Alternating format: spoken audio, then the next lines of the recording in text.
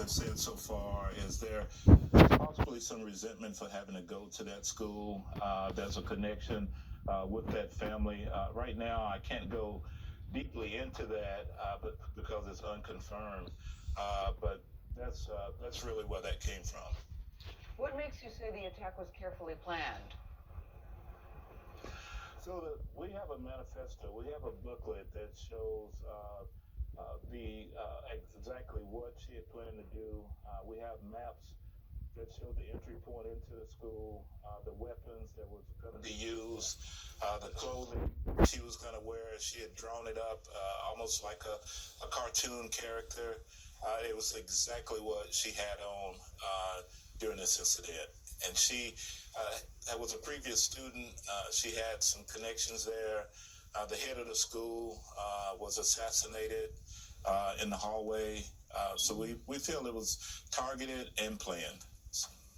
You think she was targeting 9-year-old children? It's so unfortunate as this investigation continues to go. The kids was obviously targeted.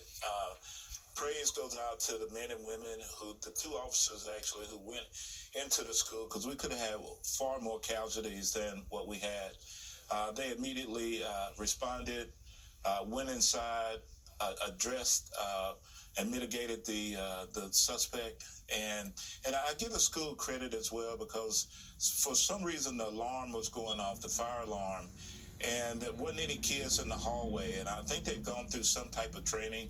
I'll find out more about that today, but they played a great role as well in preventing more lives from being lost. You know, Chief Drake, you've spent a life in law enforcement. That involves seeing some things. I'm sure you've been in some tough situations. Could you take us back to the scene yesterday when you arrived? I heard you at the press conference, which I was covering live yesterday, talk about tears coming to your eyes. What did you see, and how did it move you? I was so hurt. I've been in this profession for 35 years, and I've trained for these type of situations just as the officers have. And when the call went out, I immediately canceled everything I had going for the day, went out to the scene, and it really was just a few minutes from having to go into the school myself. I saw kids coming out, holding hand in hand. I saw officers coming out, bleeding.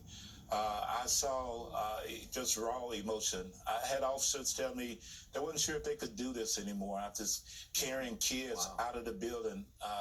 It was just a tough scene.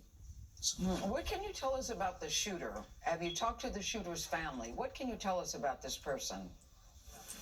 So we know the shooter to be Audrey Hale.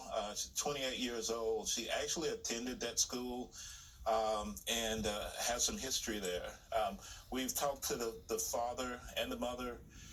They lived on Brightwood Avenue. We went to that residence, interviewed them, searched the home. We found 2 more weapons there, and I believe some more maps pertaining to maybe some thinking about some other incidents. We strongly believe there was going to be some other targets, including maybe family members, and one of the malls here in Nashville, and that just did not happen.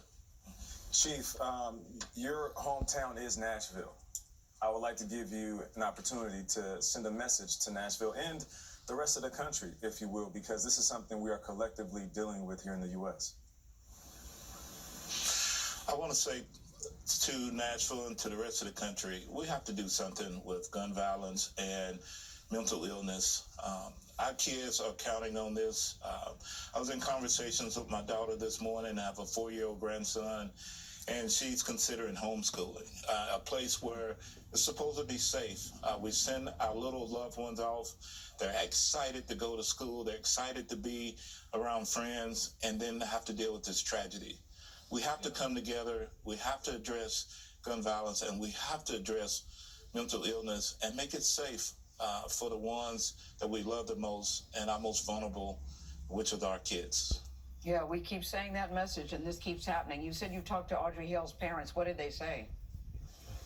So it's really hard for them emotionally right now. Our detectives have talked to them, and we're just combing through trying to find out what was going on. It was just really emotional because they lost a child during all of this as well, and so it's very traumatic for them too.